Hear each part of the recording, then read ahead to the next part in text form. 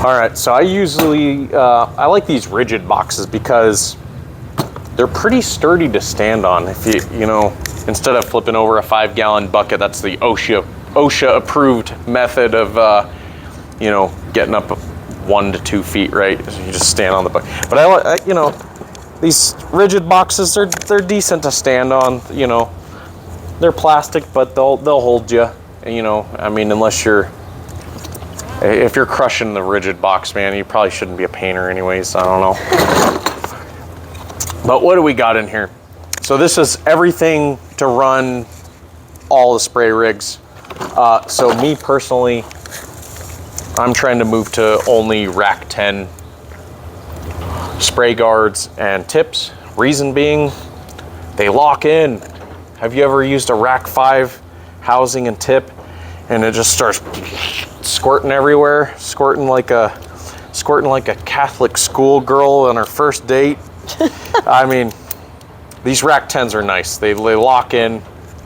You know that they're ready to go. You don't have to worry if did you seat it correctly with the rack 5s.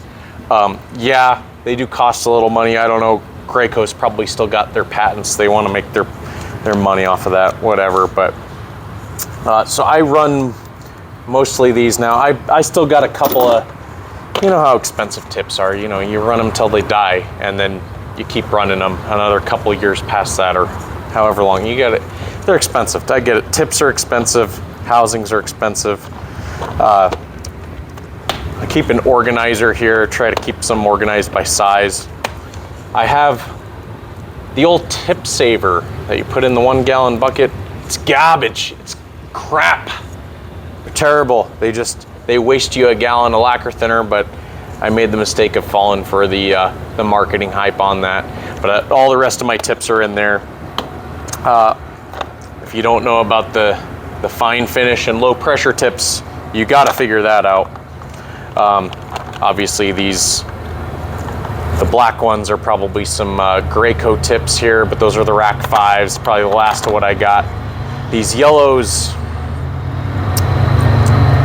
these are straight from the promised land. These are like $5, $6 tips. They're Chinese, you know. You get them, everybody makes that mistake. You think it's better, but it's not.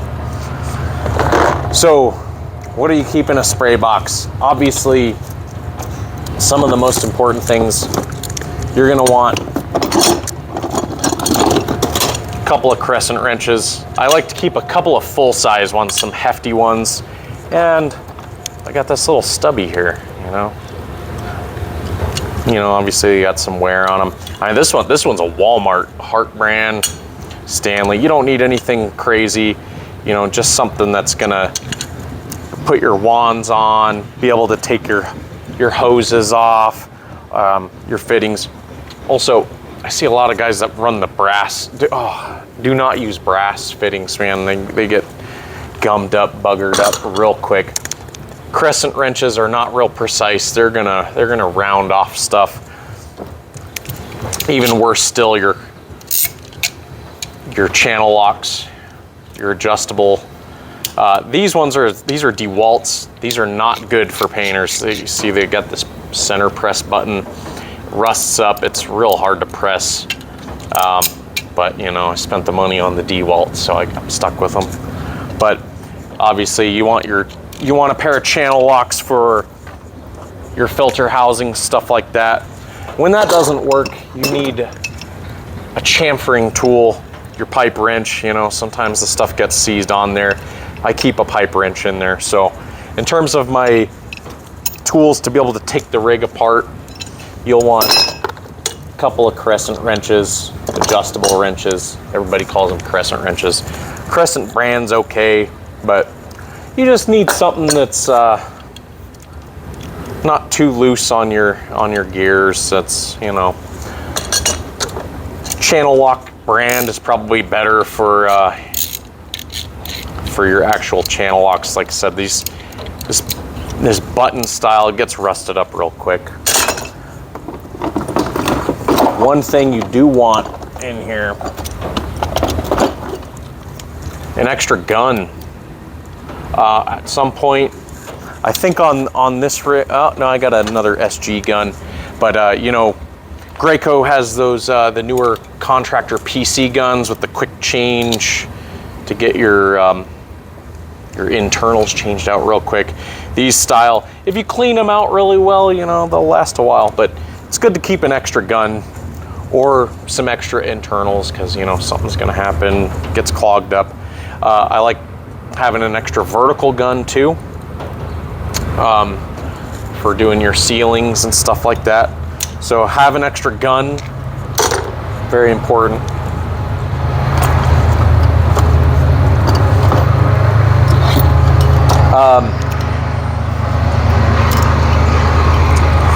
I run a couple of smaller spray rigs like you see over here. That's a Graco, what is that one? That is a 495. So that's got a smaller manifold filter, but this series, yeah, if you're running a large Graco rig, yeah, you don't know what you don't know. Titan has the large rigs locked down. The 4900s, the 6900s, 8900s, the 120,000s. That's where it's at. You got your hydraulics separated from the fluid section. So that's where it's going to be at. But I keep a couple of extra housing filters. We were running elastomeric through there, so I have the housing filter in there. That's basically this without the mesh. You can see maybe on these that behind this is some mesh screen behind those openings. This one is a fine mesh. This one is like the medium mesh, and the filter that's in there just has this outer steel part with the large holes. No mesh filter for the elastomeric. So keep your manifold filters in there. Keep a little pouch in here which keep some Q-tips. It's good for some lacquer thinner to clean some stuff out, and some gun filters, various meshes and types, depending on what type of guns you're running. You know, like these SG guns take a certain type of filter, and then your contractor series Graco guns. If you're running Wagner stuff, like what is this, Europe? God, I don't know, but you know, you gotta keep an eye out for your different types of filters. Generally speaking, I'll do a video at some other time about the different types of guns and filters, but quickly, you can usually tell by if they're open on the bottom or not, or if they're closed on the bottom or not. That's gonna, you know, your SG type, which is, these are the classic old school guns versus your Graco contractor and the PC series and all that. But keep some extra gun filters on hand.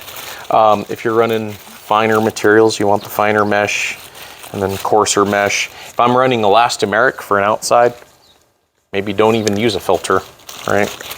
Then I got those Q-tips, you know, good for working in some areas with some lacquer thinner. I like to keep these in their own little separate pouch, helps them keep them separated. And I got this other pouch here. Keep some strainer bags and an extra spray sock, some stuff like that. I know no one likes, who likes straining it? That's straining paint. You know you're supposed to do it, but it's the most messy process. I just picked this guy up. I usually used a Bondo knife to like scrape extra material out of the fives. Saw this is Warner makes this, but it's a strainer bag squeegee, so you can imagine, haven't used it yet, so jury's still out. We'll do a review, but pour your paint in, and usually, you know, you're getting your hands all messy, but you crumple this up, stick it in the hole, guys. Make sure. But then you can, without getting your hands dirty, squeeze the paint through. So we'll let you know how this works. Also scrape out your elasto, your thicker materials, to get everything you want out of there. So got that pouch. That is something, you don't want your strainer bags to just be, you know how dirty your toolboxes get, right? I like these. These are made for tile setters, these gloves, because when you're cleaning and messing with stuff, they come up your wrists a little bit. I think these are QEP brand. These last a good long while. They're a few bucks, but you can see how they kind of come up, protect your wrist a little bit. They're thick, you know, they're durable. So for your cleaning and messy applications, they're a little bit better than your black nitrile gloves or anything like that. You know, they're like, I don't know, $6 or $7 at the Homeless Depot, but keep you a little clean. Always want a couple extra housings, right? I mentioned I'm not digging the tip saver, man. It is just, you know, if you're putting that in your truck, it's bouncing around, the tips just fly out of there. You have to use a whole gallon of lacquer thinner. We're here in Arizona, it evaporates real quick, so you're basically just constantly using a bunch of lacquer thinner up. Always rinse your tips out. I like using an old container here, and what I've been doing is just some water. I mean, that's some nasty, that's pretty dirty there, but little squirt of some dish soap and just a splash of denatured alcohol. So, you know, try and scrub what you can out of your tip and housing, and then I keep my stuff in there. This is like a pre-rinse or pre-clean, and just keep it in there with some soapy water with that little splash of denatured alcohol. That'll eliminate a lot of your debris and stuff in there. As far as cleaning stuff, obviously you want some wire brushes. I keep 3 sizes, you know, something like these, your little toothbrush ones. These are by far, you used to be able to buy these at the 99-cent store, but they're like, since COVID and the supply chains, these are like $7, $8. But see how the handle is above you? You get a lot more force, and these things last forever. I've had some of these that lasted, no joke, well over 4 years. You buy a Purdy wire metal brush, I mean, it's toast within a few uses. I've gone through some of those in as short as a couple of weeks. So some of those high dollar brushes where the handles, the traditional wire brush, they just don't last long. These guys you can buy in bulk, the toothbrush size ones. I mean, you should be getting these, you know, maybe in bulk. You can buy them at the Harbor Fart or online, and they're gonna be less than $1 a piece. These are okay. This style, this intermediate style, they tend to wear out real quick. If you're real worried about stuff, maybe you want some brass stuff, but these nice stiff bristles, these are great for cleaning out your paintbrushes, your housings, all of it. Real stiff for your finer work, this like toothbrush style. Some of these, like your bottle brushes, I don't use these as much, but some of my guys really love these bottle brushes for getting into your housings and interior parts of your guns and stuff like that. Obviously, they're nylon bristle. Something we've talked about, I haven't really used, is the your wire brush attachments for a drill or an impact. Try and just overpower it. I have some of those. I usually use them for spills when we get paint drips on the concrete. We'll use them for that, but haven't actually used some power tools to just I know some guys like paint stripper, but you know, keep your equipment clean. My favorite thing for cleaning are these type of sponges that have that like green 3M type scratcher pad in the sponge. You know, they work great for cleaning, and you know, as opposed to just the abrasive pad by itself. It's a little harder to get some meat on the sausage fingers to clean things, right? So sponge-based ones I found work really good. It's also really good to keep a set of different types of picks for your fine cleaning. So you can get a little set of these, like you know, from the Huskies, from the Home Depot or the Harbor Freight. You know, you can probably get them a couple bucks for a set. You know, you got your straight picks, your angled, and more like O-ring picks, more of the double-sided dental ones. You know, just something for sometimes you need to get into those little cleaning spots. You know, spend a couple bucks on some picks there. I do like to keep a glass or some other type of inert material for lacquer thinner. If you got some cheap plastic, obviously that'll eat right through it. You know, someone on our crew likes to smoke the cannabis. I don't know. That's where this came from. Evidence. But this one's, it's nice. It's a nice thicker glass. Glass breaks easy on the job site. You know, stuff gets thrown around. But glass is inert to the lacquer thinner. It will not get eaten up. Obviously, you can fracture it. But if you need to soak some of your tips in some lacquer thinner to clean them out, like I said, I don't particularly care for those for the tip saver. Used it for a while. It bounces around. You're wasting a whole gallon of lacquer thinner at a time. You might want to consider keeping some extra intake rock catchers. Keep them clean, but you know, it's worth keeping an extra one in your, for whatever sprayers you're using. Short wand. Longer wands are in the truck because they won't fit in here.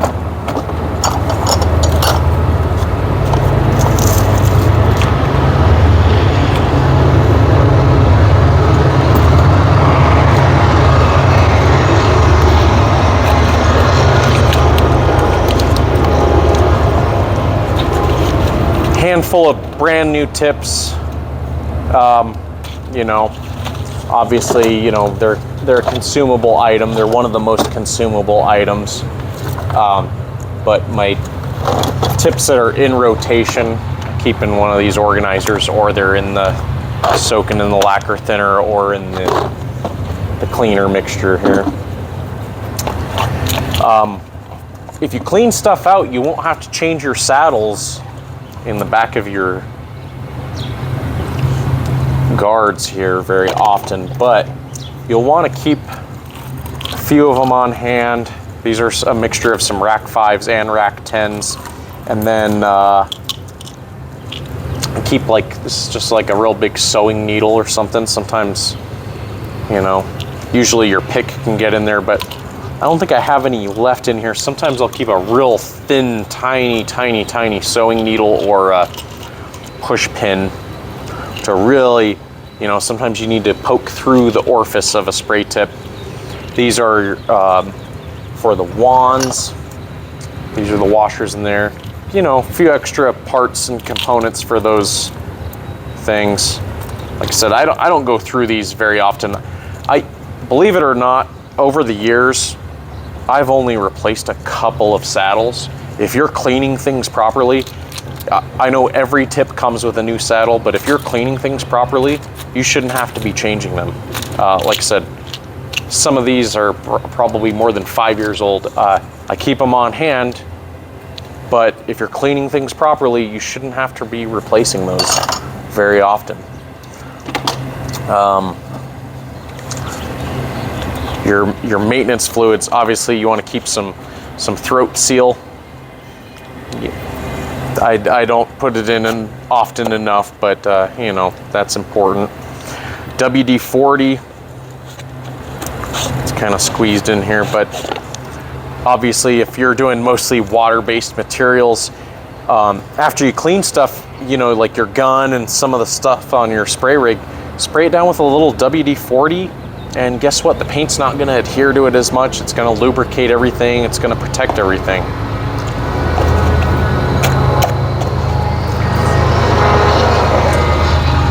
Some pump armor. You know, that's good to run through. I don't use it very often, but you know, we're here in Arizona. We do get some freezing temperatures. I've only had to deal with a frozen rig on a handful of occasions. It's frustrating, of course. If you're in an area where it's cold, you already know about that. You know, I'm sure in colder climates, maybe people don't want to spend the money on this pump armor. This comes with these little cup guns and stuff I buy, so you know, keep it. I don't know if people run antifreeze or the ethylene glycol or what they do to try and get something a little cheaper than this pump armor. But you know, helps inhibit rust, helps keep them from freezing, that sort of thing.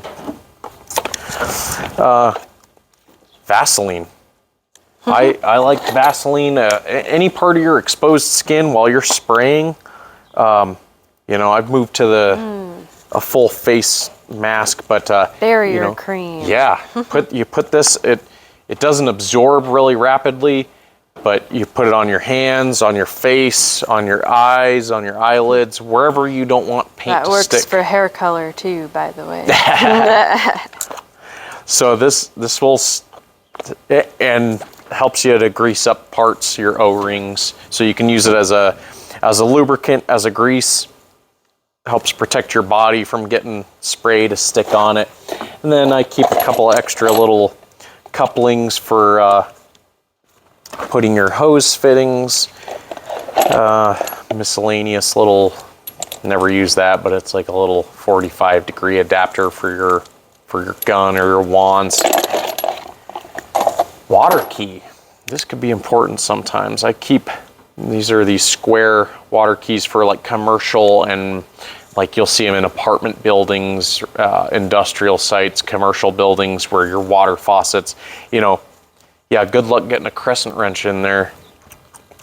So, you know, you buy these on Amazon or wherever for a few bucks, and has your 4 sizes of water key so you can access water.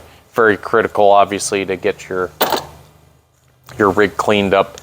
And hopefully you're also keeping a couple of 5-gallon buckets on hand. So that's pretty much everything I keep in here. That'll get you through 90%. I don't keep packings or anything like that. I'm not going to be repacking a rig in the field. Believe it or not, this rig I bought used from a pawn shop. This is a Titan 4900. It's stamped on it 2017, so it's 2023 now. I've used this on so many jobs. I have yet to repack this rig. So if you're cleaning stuff out properly, I mean, this is the better part of 6 years running on that thing. Never had to repack it. If you clean things properly, keep your intake tube cleaned, keep your rock catcher cleaned. On this particular model, you know, you need the channel locks to really take your filter, take that out every day, clean it out, rinse things out really good. Keep things relatively clean, spend that extra 2, 3, 5 minutes to clean things, and it'll add up into your maintenance, because do you really want to take that machine apart and repack it? I know I don't. So the more you invest in your cleaning at the end of the day, your mating surfaces on the gun,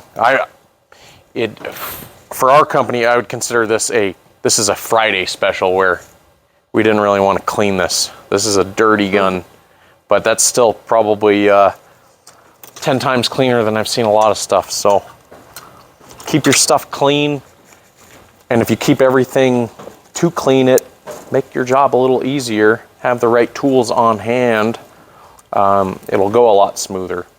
So everything in here is for a reason, you know, to make things go smoother. These Rack 10 tips, guess what? The tips don't slide out and spill everywhere.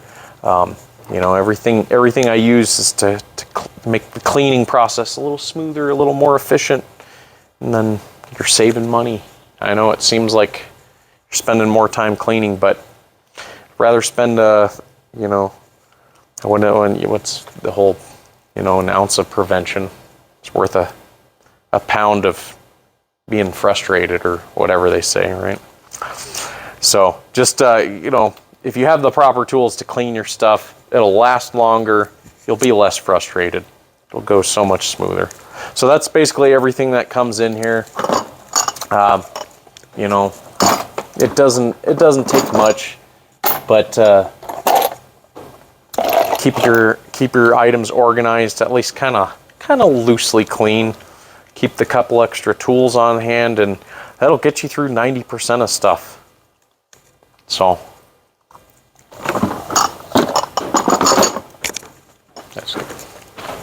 that's all she's got.